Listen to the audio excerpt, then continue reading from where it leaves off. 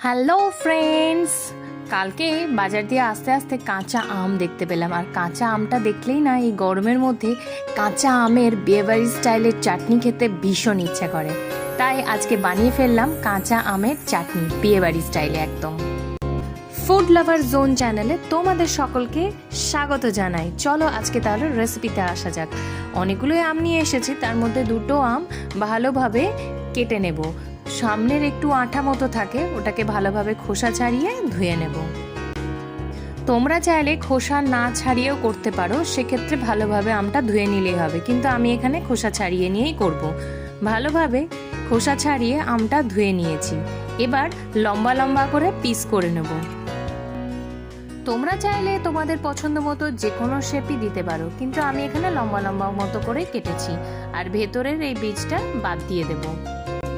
এই গরমে কাঁচা আমের আলাদা একটা ফ্লেভার থাকে, আর কাঁচা আমটা শরীরের জন্য ভীষণ উপকারী। তাই কাঁচা আমটা যদি নরম হয় আর কাঁচা মিঠে আম হয়, তাহলে এর টেস্টটাও দ্বিগুণ হয়। এবার একটা গ্যাসে জল বসিয়ে দেব আর কাঁচা আমগুলোকে দিয়ে দেব। সামান্য একটু নুন দিয়ে দেব, দিয়ে ভালোভাবে নেড়ে দিয়ে ঢাকা দিয়ে দেব। আমটা 3-4 মিনিট ধরে সেদ্ধ হোক, কিন্তু খেয়াল রাখবে যাতে গলে না যায়। ততক্ষণ আমরা একটা ভাজা মশলা রেডি করে নিই। ভাজা মশলার জন্য 1 চামচ জিরে, 1 চামচ মৌরি আর একটা শুকনো লঙ্কা রেডি করে রাখবো। এবার আমটা দেখে নেব সেদ্ধ হয়েছে কিনা। খুব বেশি গলাবো না, কিন্তু একটা কাঁটা চামচ দিয়ে দেখে নেব আমটা সেদ্ধ হয়েছে কিনা। তাহলে কি হবে, আমটা ঘেঁটেও যাবে না, আবার পুরোপুরি গোটা গোটা থাকবে। চাটনিটা টেস্টি আসবে খেতে।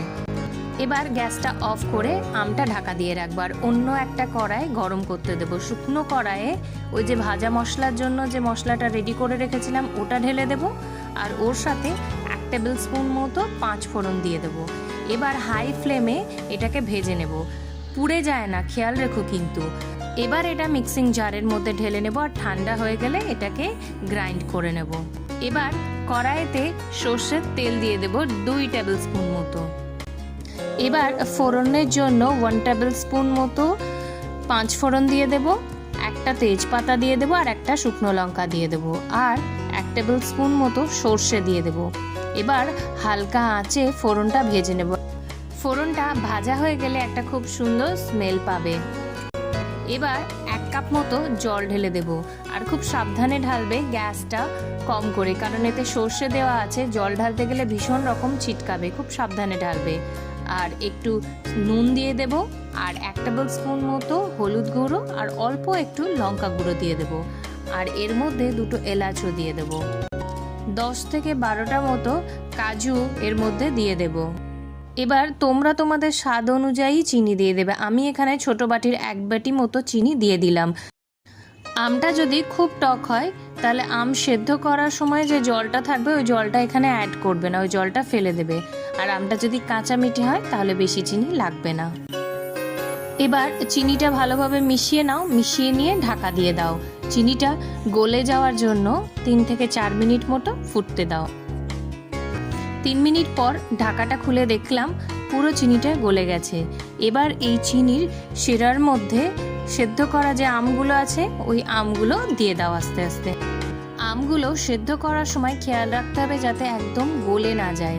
যেমন ভিডিওতে দেখিয়েছি, সেদ্ধও হবে আবার গোটা গোটাও থাকবে, তবেই কিন্তু আসল টেস্টটা পাওয়া যাবে।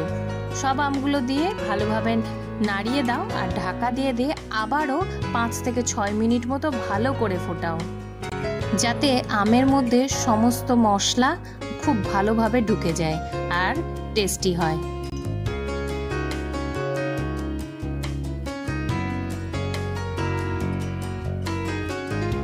পাঁচ থেকে 6 মিনিট খুব ভালোভাবে ফুটে যাওয়ার পর ঢাকাটা খুলে দিলাম, আর মিক্সার গ্রাইন্ডারে যে মশলাটা গ্রাইন্ড করে রেখেছিলাম ভাজা মশলাটা, এবার গ্যাসটা অফ করে দেব আর ওপর থেকে এটা স্প্রেড করে দেব। এই মশলাটা অন্য যে কোনো রান্নাতে, মানে চচ্চড়ি টাইপের কোনো রান্নাতে তোমরা ইউজ করতে পারো। পুরো রান্না শেষে এই ভাজা মশলাটা 1 চিমটি মতো ছিটিয়ে দিলে পুরো রান্নার টেস্টটাই পাল্টে যায়।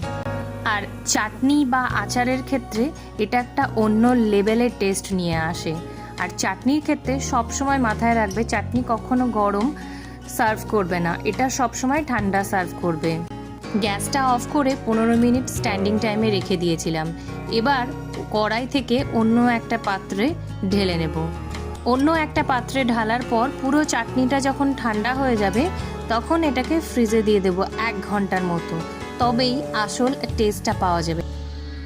চাটনির লিকুইডটা আমি একটু বেশি রেখেছি, কারণ এটা যখন ফ্রিজে দিয়ে দেব লিকুইডটা জমে যাবে আর পরিমাণেও অনেকটা কমে যাবে, ওই জন্য আমি একটু বেশি রেখেছি। আর এই লিকুইডটা যখন ঘন হয়ে যাবে এর টেস্টটাও কিন্তু খুব সুন্দর আসবে। বিয়েবাড়ি স্টাইলে আমের চাটনি একদম রেডি। আর কাঁচা আমের এই চাটনিটা জাস্ট অপূর্ব খেতে। তোমরা অবশ্যই কিন্তু এই প্রসেসে বাড়িতে একবার ট্রাই করো আর কমেন্টে জানিও তোমাদের এই রেসিপিটা কেমন লাগলো। এই রেসিপিটা যারা আজকে নতুন দেখছো তাদের কাছে অনুরোধ রইল আমার চ্যানেলটা সাবস্ক্রাইব করে দিও।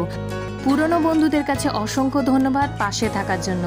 রেসিপিটা যদি ভালো লেগে থাকে তাহলে অবশ্যই সবাই লাইক, শেয়ার আর কমেন্ট করো। আর আমার চ্যানেলটা সাবস্ক্রাইব করতে কিন্তু একদম ভুলবে না। Till then, see you, bye by.